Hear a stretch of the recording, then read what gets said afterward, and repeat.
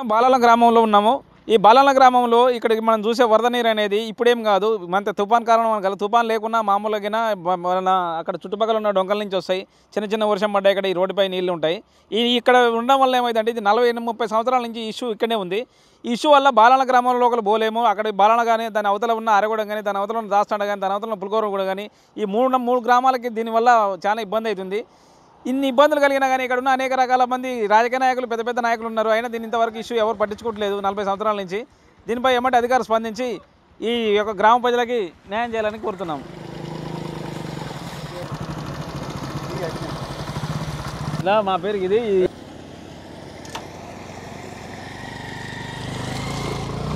అన్న. మీ పేరు? గాలెంకన్న.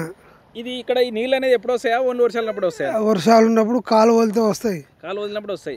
అంటే మరి ఎన్ని సంవత్సరాల నుంచి ఉంది మీకు ఈ సమస్య? ఈ సమస్య 5-6 సంవత్సరాల నుంచి రాజశేఖర కాంచి ఉంది. అంటే 50 సంవత్సరాల నుంచి ఉందా?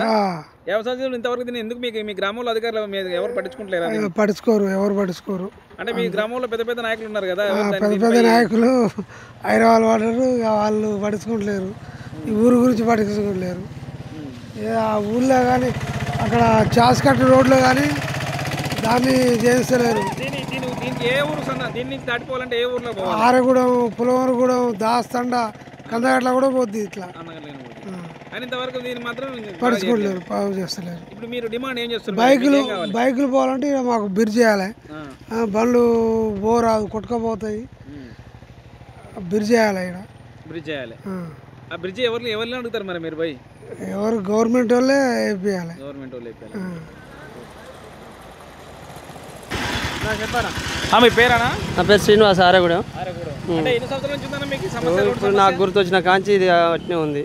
అంటే మామూలుగా 30 సంవత్సరాలు కావచ్చు, 30-40 సంవత్సరాలు. ఈ సమస్య అనేది మీ ఒక ఆరగూడెంకేనా, అవతల దాస్తాండ, పులిగోరగూడెం, బాలాన 3. అంటే 4 గ్రామాలకు సమస్య ఉంది. అనేది ఇన్ని రోజులు మరి రోడ్డు ఎందుకు వేయలేకపోతున్నారు? అదే అర్థం కావట్లేదు. అంతా రాజకీయ నాయకులు రాను వచ్చుడు చూసుకోవడం పోవడమే కానీ ఏది లేదు. అంటే మీరు చిన్న గ్రామ పంచాయతీ కాదు కదా, దగ్గర 5-6 వేల ఓట్ల గ్రామ పంచాయతీ.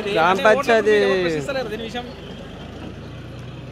అదే మరి వాళ్ళే అంతా చూడాలి. రాజకీయ నాయకులు తిరిగేటోళ్ళు, ఇక్కడ ఉన్న రాజకీయ నాయకులు, సర్పంచి, ఉప సర్పంచి ఉన్నారు కదా బాగా, అక్కడ పెద్ద పెద్ద నాయకులు. అంటే బాగా అంటే మీ దగ్గర లేరంట. ఇక దగ్గర పట్ల ఉన్నారు కదా. ఇవన్నీ వాళ్ళు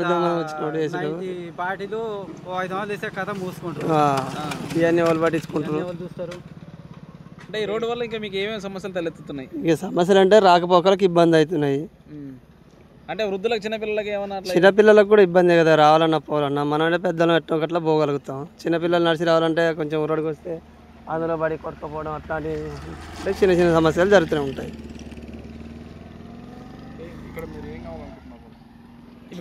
సమస్య ఎట్లా పరిష్కారం? సమస్య ఒక బ్రిడ్జ్ ఏర్పాటు చేపిస్తే బాగుంటుందని మా ఆలోచన. బ్రిడ్జ్ చేయాలి.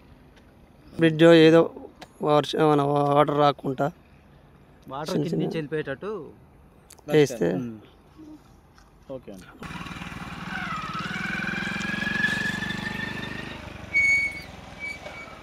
నడుచుకోవాల్సిందేనా?